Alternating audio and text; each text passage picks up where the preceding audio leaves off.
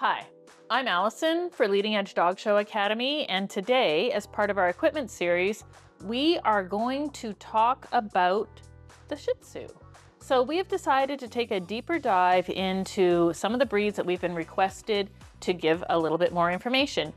I don't want you to think about this as a course or an exhaustive list. Try to think about it like kind of as a quick start guide. Like, I have a Shih Tzu, where do I start? I want to maybe show it or compete with it or just have it look absolutely fabulous at home. So this is where we're going to start. I will say that during today's video, you don't need to stop it and write down what I'm about to tell you. If you look in the link below, it's going to take you to Leading Edge Dog Show Academy. Well, there'll be a downloadable and printable form that will mention all the products that we have here today. So let's get started. So I have my Shih Tzu. For the most part, I want to make sure that they're mat and tangle free before they get into the tub. That's something that you have to take care of. You have to understand how to properly brush and dry your Shih Tzu. That's not something we're going to cover today. We're going to kind of assume that you know what that is all about. So with my Shih Tzu in the tub, I'm going to probably use a product like Spectrum 10 shampoo and conditioner, or maybe Miracle Repair shampoo and conditioner. So what I want is something that has a lot of moisture in it, that is a gentle cleanser, but it's going to get my dog clean. And, so something along the lines of one of those shampoos that I mentioned or something similar is what you're wanting to go after. You're going to be very, very careful when washing around your Shih Tzu's face. I like to have some water, like maybe in a squirt bottle, to wash around the eyes and the mouth, especially if you're inexperienced or your Shih Tzu is inexperienced or young about getting their face washed. I always like to use a tearless shampoo on their face, especially around the eyes, right? Shih Tzus have those big, round, voluminous eyes, and we really need to take care of them. Now, you might want to add in a whitening shampoo, like White on White or something similar, if your Shih Tzu has a lot of white. You do have to be careful on what one you use. The Shih Tzu coat can pick up some of that color and have that bluish tinge when you're done. So I always like to pre-wash all the white areas, like with my Spectrum 10 or my Miracle Repair shampoo. And then once it's rinsed out, use my whitening shampoo. When I'm bathing my Shih Tzu, I get it wet all over, and you're never rubbing the coat in a circular motion. You're always like kind of working the shampoo into the hair, like from the root down to the tip of the hair, working down in sections, because you don't want to cause any extra matting or tangling. So that's very important. So now I've washed my entire dog all over, making sure to use that tearless shampoo on the face. Really important to not get water down your Shih Tzu's nose, so be very careful of that. That's why sometimes we'll use a squirt bottle of clean water to do that. I'm gonna leave that shampoo on there for 3 to 5 minutes. Then I'm gonna rinse it out. Then I'm gonna use my conditioner. I'm gonna probably use my conditioner undiluted on the tips of the coat, right? So like the last inch all the way around the tail, anywhere that needs extra protection, maybe even that hot coat. Then I'm going to dilute that conditioner 8:1, put it all over the entire body. Again, working from root to tip, never in a circular motion. Leave that conditioner on your Shih Tzu 3 to 5 minutes, and then you are going to rinse it off. So once it's rinsed off, we do have some great courses at Leading Edge Dog Show Academy about systematic and stylized drying, or about drop-coated breeds, that shows you the proper drying method for that breed. Now, I like to always start off with my dog on a grooming table with 2 clean, dry towels to help soak up some of that water, and have the rest of the body kind of, wrapped in a towel. I want to keep that hair damp until I actually get it dry. With my Shih Tzu laying on its side, I've carefully dried the face. I'm then going to start drying. Now, I do not use a velocity dryer of any type on my Shih Tzu in any kind of show coat, drop coat, anything other than a pet trim, which is not what we're really talking about in this video. And I'm going to use a slicker brush on that leg coat and maybe just the very strip of the belly coat. I like to use a smaller, extra small slicker. I like one with about a 17mm pin. This happens to be the Carbon by Chris Christensen. This is a great choice. And I'm gonna get all that belly coat, like on that one side, and that leg coat dry. Then using like longer strokes, I'm either going to use this nice 35mm pin brush or a pin brush with like about a 27mm pin. The general rule of thumb is the longer the coat, the longer the pin on your pin brush. So I have a dog that has more coat, 35mm pin, and I have a dog that has a shorter coat, maybe the 27mm. So I'm hot drying one side of my Shih Tzu. I'm doing all the legs. I'm doing the inside of the legs that are laying down. I'm doing both sides of the legs that are like, you know, facing up towards me. And I'm systematically and stylizing that dry, right? I'm making sure that dog is 100% dry on that side. Then when I pick up my Shih Tzu and I go to dry the other side, I'm going to put down 2 clean dry towels. You don't want the dry coat of the Shih Tzu going down on the wet or damp towels because you're really gonna undo the work that you've done. Now, I should have mentioned any time that while I'm drying my Shih Tzu, that the hair is a little bit tangled, I might use a product like Ice on Ice detangling spray or some other kind of detangling spray to just help me get those tangles out as I'm drying and to maybe prevent further tangling. If the hair is just a little bit staticky or just needs a little bit more moisture, I would use a product like Quench Leave-In Conditioner while I'm drying.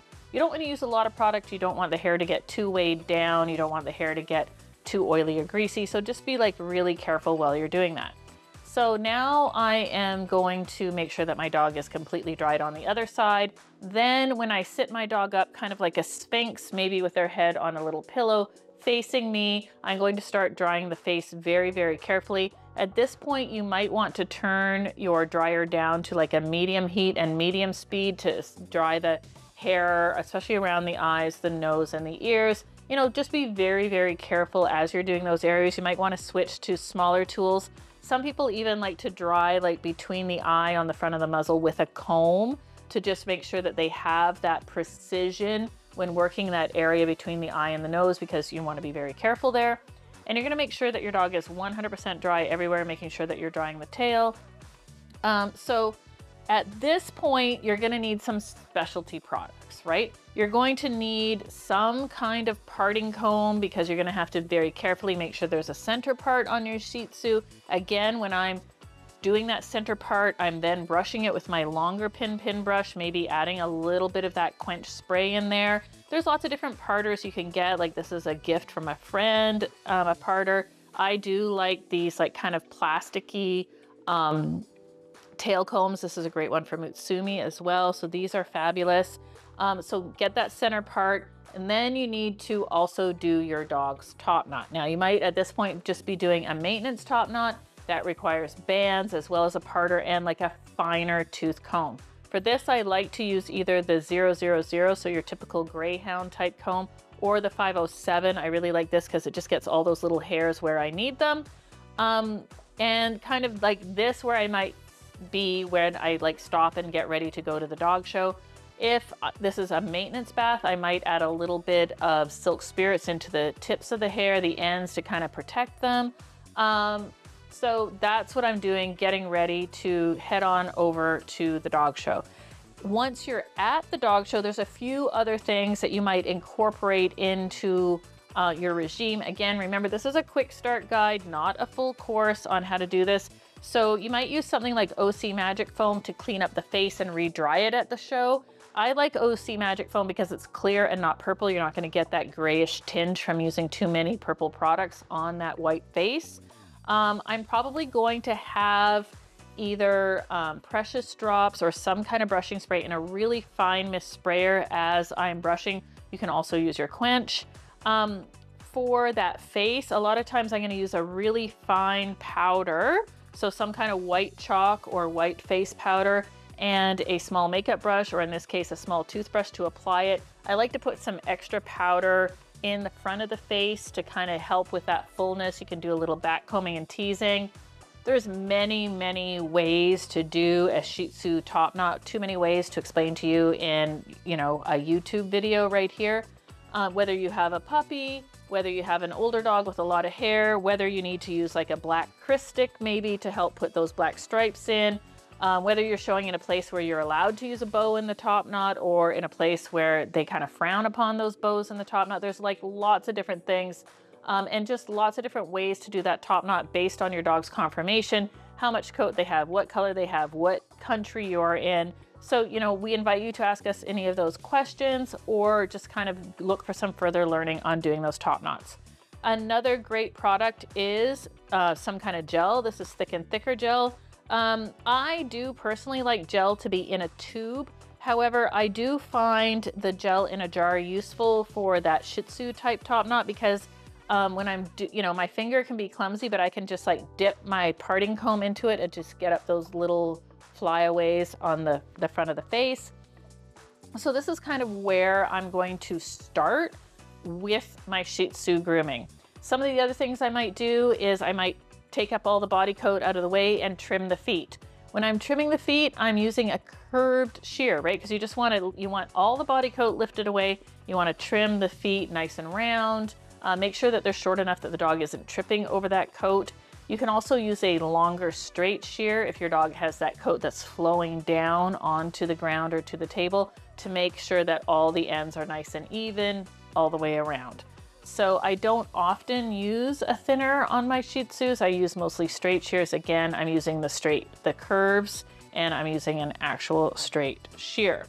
Many people out there will iron their Shih Tzu's coat with like a straightening iron and some kind of thermal protection. There's lots of different things you can do. I also, right before I go in the ring, I like to use a little bit of quench. I like to spray it on my hand and just kind of take the flyaways away from that center part on my Shih Tzu. So lots and lots of things you can do. A very heavy, grooming intensive breed, and something that you're gonna have to dedicate a lot of time and effort into. Doing those top knots is actually an art form, right? Because there's no cookie cutter. There's no one size fits all. You have to really learn what your dog's conformation is and how you can make that top knot look absolutely fantastic for the judge. So again, check out the links below to get to either our drop coated course or systematic and stylized drying or the downloadable form of all the equipment we talked about today. And I hope that today's quick start guide for the Shih Tzu helped you. Thank you very much. Hey everyone, thanks for watching today's video. Please leave us a comment below, let us know what you thought, and as well, if you have any ideas for future content that you'd like to see, you can put them down there as well. You can head over to leadingedgedogshow.com where you can find our free, premium, and subscription content, and we'd love to have you join us there. As well, don't forget to like and subscribe and turn on those notifications. That way you never miss another free video tutorial. That's it for today. Thanks for watching.